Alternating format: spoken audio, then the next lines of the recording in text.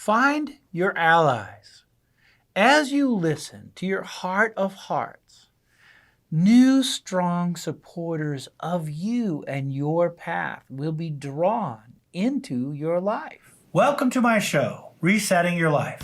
My name is Ned Lips. I'm the author of Reset, a story about Sarah's journey from hell to hero, from fearful to utterly fearless, in a world where everything man-made has been removed from the face of the earth.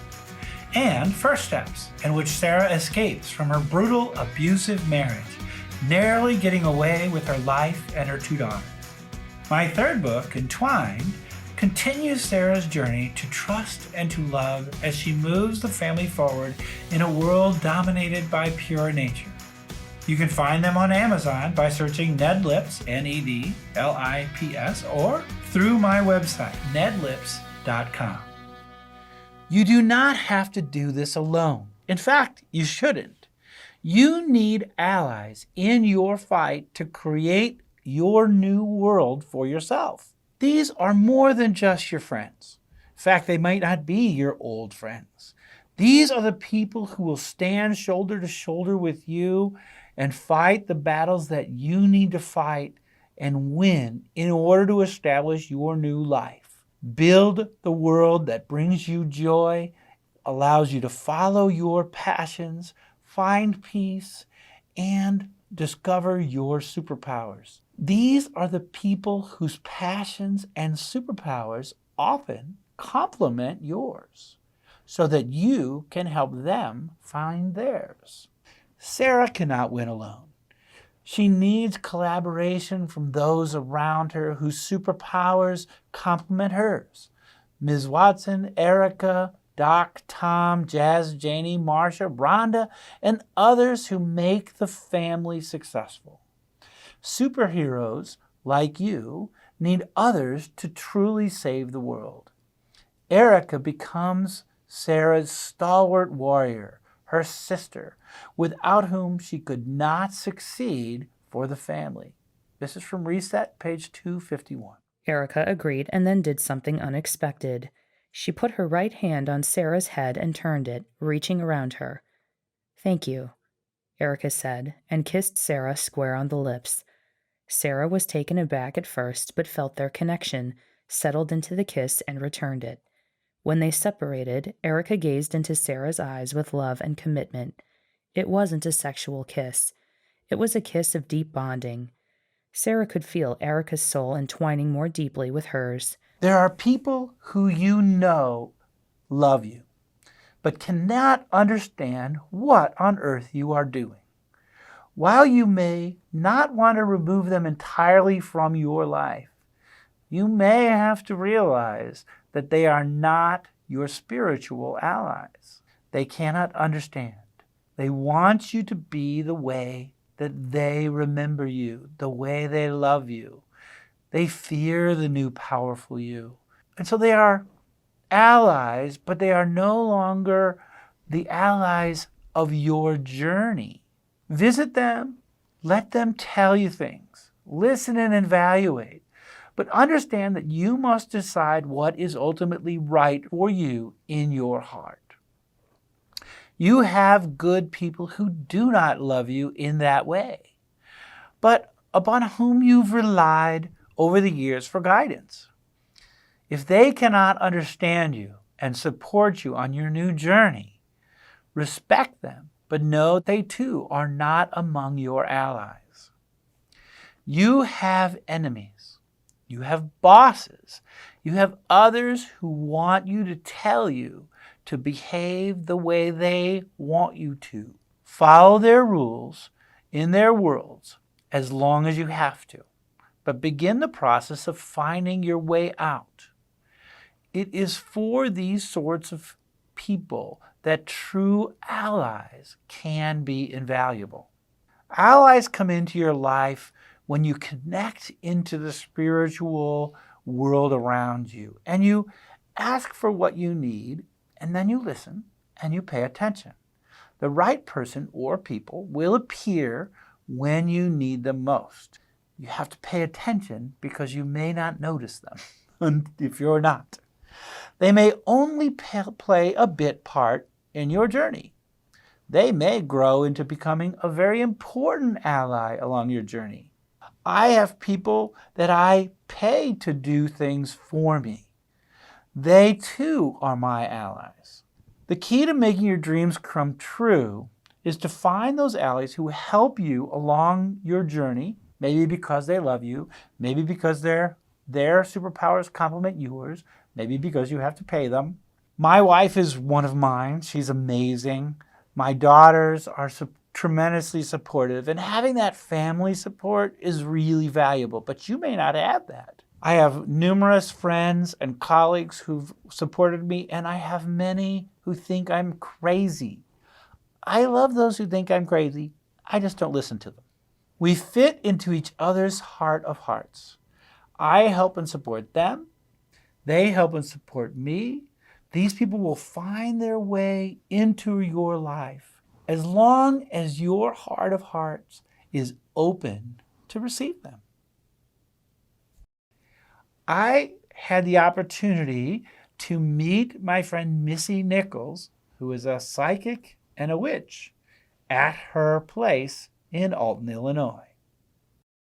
There are lots of ways that we find our way and lots of people to help you along that path. Today, I am with Missy Nichols. Missy is a psychic and a self-professed witch.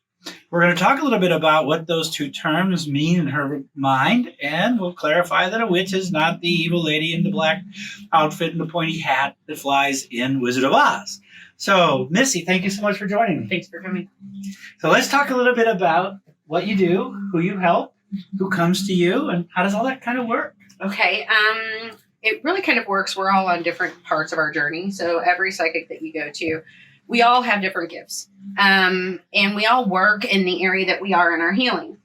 When you're a healer, you're healing other people that a lot of times are mirrors of you. So when they show up, you might have somebody sitting across from you that is going through something that you just went through. So not only are you helping them, you're also helping them with the triggers that are going off in that are going to go off in them because you're feeling them right then. A lot of times you'll have that. Like for me, whenever I came out of addiction, I had a lot of addicts coming to me. And that was about me working through a lot of the residue that was left from that, because we carry pain, we carry shame, we carry guilt, all of these things, fear that people aren't going to accept you, because I don't care how great of a person you are. Because I was a really great person for a long time. I did everything for everybody that I could. And a lot of times I would not do things for me. And I needed to do everything 10 times better than my mother. I do still have addicts that come to me because I can help them. I have people that show up sometimes outside of the door that are on heroin and that are crashing in the chair. They don't know why they're here. I do. But they don't. So there's a lot of those people. There's a lot of abused women that come here and men. I help them through those type of things. I've been that person as well. So a lot of times what you're reading is you're reading things that you've been through that you can help them. So it's easier for them to show you things because they flash you back to things that you've either experienced, and then you're tuning into their feelings as well. I do agree with you. I have a basic philosophy, and people who listen to my podcast know that as long as you do what you know in your heart is the right thing to do, you will stay in harmony with all souls. And when I talk about know in your heart, I'm talking about that spiritual center that is truly you, that makes you alive. And one of the things that I know through my experience is that these negative emotions and negative sort of things that get in your way are the things that block you from finding your true self. Those kind of things make it harder, almost impossible to find yourself. Yes. And you help people. Well, and empathy for people. I think we're lacking a lot of empathy for people. People are shutting out their feelings because they're saying, oh, you don't feel like that. And anytime that they say, hey, this is my feelings, people are saying, that's not how you feel. So here, it's an empowerment lesson to say how you feel. Only you can do that. And only you, we're also taught and conditioned to go outside for help. and call this person or call that person, even though this person's relationship may be falling apart or this person might be in a really bad place. We're still going to go and we're still going to ask them for guidance because that's what we can't make our own decisions. Right. And really it's about getting back to you, being authentically you. How does that feel with you? And you're right, with the energy that's going on right now, even I fall and prey to that, to lash out because there's many issues for me. I think my journey is helping women. That's trans women, that's trans people in general. That's kind of my journey that happened to me. Mm-hmm. Society didn't want to accept me for who I was. A lot of people still make fun of it, which, okay, I can make fun of myself. It's called the fortune teller seller because they made me get a license that called me a fortune teller. So for me, I'm the government licenses and everything, don't they? Yes, so like for me, that's funny. So I can make fun of myself. I'm not that person, but a lot of us, we know what's behind that, and it's really ignorance that comes out as stupidity. Because you're talking about something that you really know nothing about except for what Hollywood has portrayed it to be. Right. When you sit down, I'm trying to help you. If you want to tune in and we need to tune into somebody that's on the other side, I can do that as well.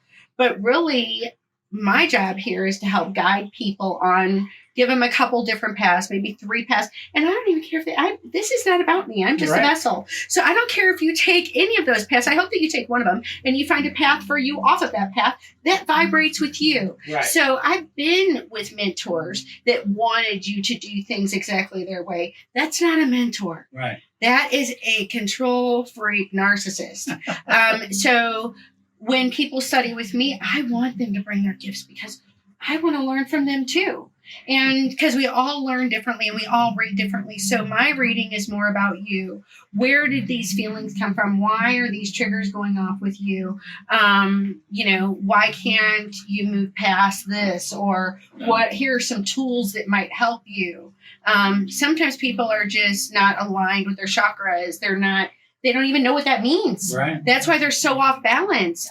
They're not with their natural internal rhythm balance. Right. Their rhythm is off. They're trying to dance to another drummer. When you come from a traumatic childhood, you understand vibrational frequencies. You read the frequency around people. And I'm a Cancer anyway, so I can read people's emotions, and I work from that chakra. So it's all about creativity, all of those things. And a lot of times people that are coming here have lost their either sexuality, their sexual drive, their confidence in themselves, their abilities to create, those type of things, because that's what I deal with. There's so many people need external validation. And sometimes that's all you need to do is give them that. To get them to gradually let go of the negativity. So much of life, your connection to your soul and your spiritual self comes from positivity. What I hear you saying is that what you help people do is get in touch with the negativity and help them get that off of their spirit. It's also about giving them a safe place to fall. Right. Because society is not that. Right. It's not that. It's buck up. Somebody dies. You should be over it in 2 weeks. Right. The reason why people used to heal from grief and be able to move on when somebody would die is because you'd wear black for a year. Yeah. And people would come up and they would say, I'm really sorry for your loss. Right. And you would tell your story. And so you got to tell your story over and over and over for a year. Right. That's how you healed. You got to speak your pain. You got to have people acknowledge your pain. Right. People don't want to acknowledge that anymore. So I'm here to acknowledge the pain that you're going through. Yeah. We're going to find some tools to help you deal with that pain. Right. Whether that's something that's being brought up from your childhood or because people don't understand. They'll say, oh, I've dealt with that. You haven't dealt with every aspect of it because there's going to be something that's going to trigger you. For me, I do believe that I'm very, pro-woman, as people would call me. I wouldn't call myself feminist. I don't know. I mean, whatever. They're always wanting to put words to it. What I am is I'm a sister to my sisters. There you go. So I will support my sisters. If my sister comes in here and she has a man beating on her, I am here for her. Right. If she has a man mentally abusing her, I am here for her. I am here for men that might have a man mentally abusing him, or a woman. But I am here for my sisters, because so many of us are being divided to fight against each other instead of help each other. And all that does is destroy us. Right. And the women are the healers. And this is all about the divine feminine coming back in. Right. So we need to help them up and give them a lift up. And so many of them are so beat down by, you're too emotional, you're too this, you're too that, you're not this, you're not enough of this, you're not enough of that. Oh my God, you're too heavy, you're too thin, you're too this, you're too that. You know what? I'm just too over it. So the thing is what I want to do is I want to empower them. I want them to know that they're good mothers. Even if they make mistakes, we all make mistakes. That's why it's called a mistake. Like it was a mistake. But everybody wants to remind you of your mistakes. Right. And when I came off of addiction, there was a lot of people that wanted to remind me of that. And you know what? Eventually, those people needed to leave my life. And I told them, I don't live there anymore. That's not me. It was a part of me. But you can stay living there. And if you feel the need to remind me of that or throw that in my face, I'm healing from that and I'm doing the work. Right. So that tells me you're not my friend. And having boundaries with people will not get you many friends, but that's okay. I've been the person that had no boundaries. And I had somebody very wise look at me and say, you know what? I said, because of what I do, I really can't have boundaries with people. And they said, that's not true at all. And I was like, no, really. I mean, I just, and they said, no, you know what that tells people? That you do not value yourself. Right. And I was like, wow, that really hit home. So now I'm like the boundary queen, you know, I'm like, is this boundary time? It's like boundary time, like Hammer. But the thing is that boundaries are healthy and they're good for people. Yeah. And when you start to express your emotion, and if somebody attacks your emotions or throws something in your face that you trusted them with, or betrays you, right, it's okay to cut the cord. Right. But then the person that's betrayed always feels like, oh, I did something wrong. Or I should try and fix this, or I don't want to lose that friendship. But as long as it stays defined their way. Right. They don't want the friendship back your way. Right. They want the friendship back my way. Right. And I agree with that. You need to take a moment, cut off the people who are negative in your life, and move forward. And if they want to come back, it's got to be on your term. On a positive term. Right. Like, people get so wrapped up in that. And I know that, like, for me, my sister is in a nursing home at 61 years old.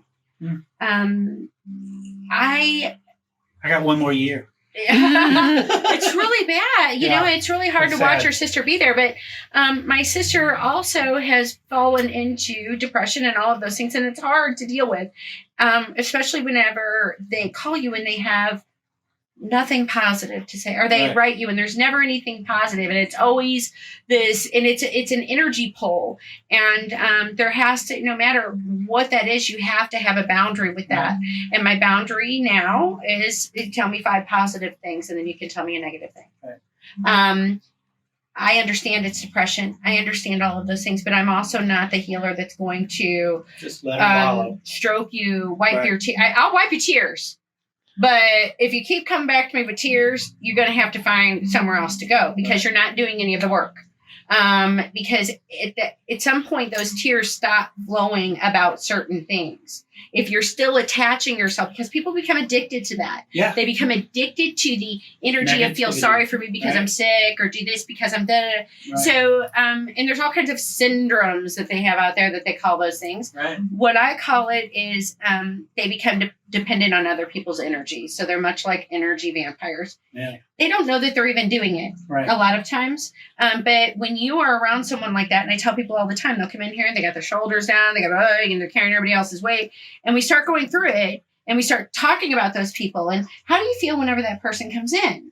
You know, oh, I feel great. Okay, well, check yourself next time. Feel great. Right. And then whenever they leave, how do you feel? Oh, I feel depleted. I feel so blah, blah, blah. They've dragged all the energy out of it. And they're skipping away. Right. Okay, and now you're here They holding may all their still stuff. be dragging away, but they've dragged all of your positivity out away from you. So witches. Yes. We talked about that you are a witch, Yes. but you don't fly in a broom and you don't have a big old black pointy hat and you don't And cast I'm not spells on wicked. people. And you're not Wiccan. All right, so tell me a little bit about what it means to you to be a witch. I think there's many forms of being a witch. And I think a lot of it now is a lot of Hollywood and things like that. And people aren't really practicing witches. For me, it's about being a healer. So I'm more of I would say a hedge witch. So it's all about herbs and using herbs and using the earth and using energy and all of those things to heal. I'm also really solitary. So I do have friends that are witches, but I'm not really a coven person. Everybody thinks everybody's in a coven, and that's not really true either. And, the one thing for me, I think when I went into this and I came out saying that I was a witch, the big part of it for me is I wanted to change what Hollywood does and how they present us. Okay. We're everywhere. Sure. And we're also still getting burnt at the stake because witches kind of speak truth. And when we do that, as soon as we do that, all of us are dark witches. Okay? If you tell somebody the truth and they don't want to hear it, then you're a dark witch. You're working black magic on them. You're whatever. And so now they're casting a spell. What they don't understand is everything that you say is a spell. Yeah. So you're casting it out there. It's law of attraction. It's bringing that energy in. Right. So those type of people are the very people that got people like me burnt at the stake, who were out there making little potions and helping them in the woods. And all of a sudden, we might have told them something that they didn't want to hear. And then now we're a dark witch and we need to burn them. And we need to, and they and like metaphorically still tried to burn us. Yeah. I have that happen when people don't want to hear what I have to say. And now, fortunately, we can only still be legally burned in 11 states. Well, that's good. Yeah, they cut that down. Yeah, it's great. It's good to hear that. Is Missouri one? I don't think so. Oh, okay. How about Illinois? I don't think so. No, I'm pretty sure Illinois is not. But, there's different things that we do, and we're all different. And putting us under just witch, there's many different kinds of us. And if you want to go into the Hollywood thing, there's not a lot of us that are like that. Yeah. Most of us are trying to do good for other people. Most of us are healers. Uh-huh. We do have dark energy, but so does everybody else. Sure. That's in the churches. That's everywhere. Sure. So it's really about following the heart of that person, going back to like what you say. Mm-hmm. Does your vibrational frequency, does your heart match their heart? Yeah. You will know who's good for you and who's your healer and who's not. Right. And hopefully you'll find those people that will send you to other people that they trust as healers as well. I have a short list, but I do have people that I recommend that are also witches. And we're all different types of witches. So I try not to dog other witches, but whenever you're not a practicing witch, please don't just walk around and call yourself a witch because you think that you wear a hat on Halloween. It's really about a lifestyle and the energy that you're putting out, and a witch is really just a healer. So if you're not practicing, you're just labeling yourself something. And it's not dark all the time. We do have dark. But you know what? I work in the dark. So people sometimes think she's dark. Well, and I'm also the witch that will run in and I will grab somebody out of the dark that's really light that thinks that they're dark. Now, I don't have a problem going into the darkness and grabbing people. But I'm not going to follow you into the dark to where I lose my light. Right. Because I've definitely been there. Addiction, those type of things. Sure. So I've been there, and working in the dark is not scary, and embracing your shadow side is not bad. So one of the points of resetting your life is to help anybody who's watching understand how to follow their passions and follow their heart to joy. And there's all different ways to get there. And if the way Missy presents all that concept makes sense to you, then that's what we're going for, and that's what we're trying to do. We're just about out of time, so let me talk a little bit about Missy Nichols and what you do. And you're here. We're in Alton, Illinois, in a really cool building. Haunted. So yeah, haunted, of course. I grew up in a haunted house, so this is a haunted house. So tell me a little bit about Missy Nichols. What are you doing for people? As far as how, if someone wants to talk to you and thinks you can help them, how do they find? They actually contact me through the Fortune Teller Seller. We're on Facebook. Not really great at keeping up on the Insta. We're on there. You can also reach me through the Oracle Room. Same number. It's 618-579-9238, I believe. Sometimes I transpose numbers. I think that's it. You can come here to the Milton Schoolhouse in Alton. We're right underneath Mavis Coffee Shop. So we're in the basement in the Black and White Hall. You can contact me through Facebook. You can contact me through my phone number, or you can, I'm open by appointment only.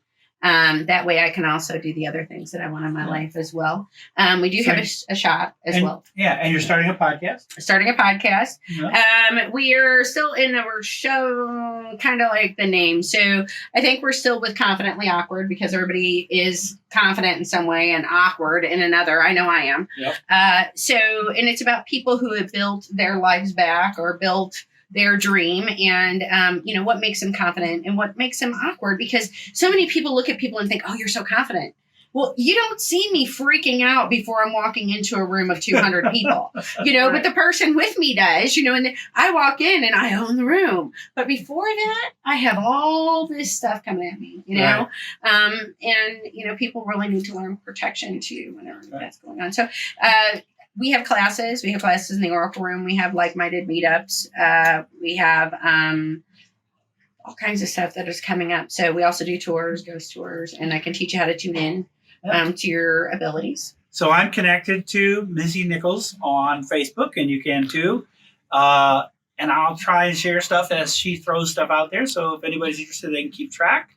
I want to thank Missy so much for joining me today on Resetting Your Life. And thank you all for joining me as well. And we'll see you next time. Thank you very much for watching my video podcast, Resetting Your Life. Please subscribe to my channel by clicking on the little button and the bell so that you will be notified when the next episode is posted. Tell all your friends, relatives, and countrymen, and share to your social media if you'd be so kind. I'm told I'm supposed to ask all of you to do that for me. I'd love to have you like my Facebook page, Dead Lips Author, to keep up with my blog posts and writing endeavors. You can read the text of my portion of this program and find more at my blog. You can only get the interviews here, though. Sorry about that. You can find all of my books at my Amazon author page. Please follow me by clicking the button. And after you've read any of my books or listened to them on Audible, please post a review. Thank you again, and I wish you a wonderful life as you explore your passions, exploit your superpowers, and find your joy.